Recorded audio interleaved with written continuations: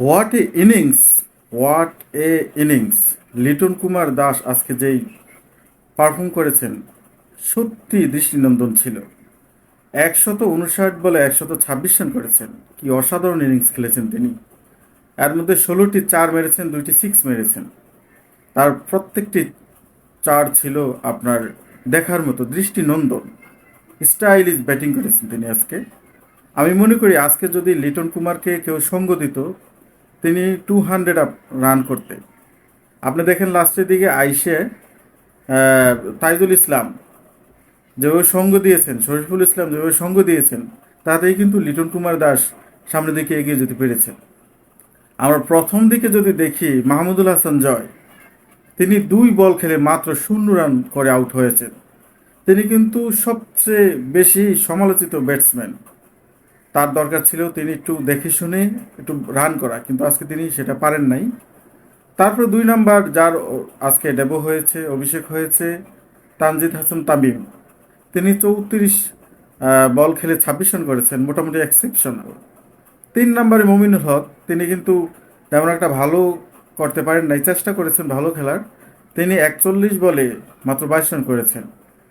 4-এ নাজমুল হোসেন শান্ত, তিনি রক্ষণশীল খেলানোর চেষ্টা করেছেন, কিন্তু আজকে তাও হয়নি তার, ব্যাড লাক। তিনি 74 বল খেলে মাত্র 29 রানে আউট হয়েছেন। মুশফিকুর রহিম, যাকে ডিফেন্ডেবল বলা হয়, তিনি কিন্তু আজকে ভালো করতে পারেন নাই। 64 বল খেলে 23 রান করেছেন মাত্র। তারপর লিটন কুমার দাস, কি অসাধারণ! তার কথা আর কি বলবো। এই টেস্টটা যদি জয়লাভ করে, আমি মনে করি মহাতারকা হয়ে যাবে লিটন কুমার দাস। যেভাবে তিনি রক্ষণশীল ভঙ্গিতে পুরো ম্যাচটা তিনি শেষ করেছেন।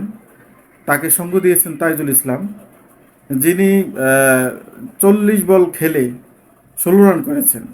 অসাধারণ কিন্তু সঙ্গ দিয়েছেন তাইজুল ইসলাম। পরপর আবার দেখা যায় শরীফুল ইসলাম, তিনিও কিন্তু দুর্দান্ত খেলেছেন। তিনি 30 বল খেলে 12 রান করেছেন। এটা কিন্তু একটা মুখ্য বিষয় নয়, কারণ ওই সময়টায় কিন্তু লিটন কুমার দাসকে সঙ্গ দেওয়াটা হচ্ছে সবচেয়ে বড় বিষয়। কি অসাধারণ ইনিংস! আমি লিটন কুমার দাসকে অবশ্যই স্যালুট জানাই। তার যে অসাধারণ একটি পারফরমেন্স তিনি করেছেন আজকে, এই ধারাবাহিকতা তিনি যাতে বজায় রাখেন সেই কামনাই করি। আশা করি আপনারাও তার সাপোর্ট করবেন এবং তাকে অবশ্যই উৎসাহ উদ্দীপনা দিবেন, যাতে তিনি সামনের দিকে এগিয়ে যেতে পারে।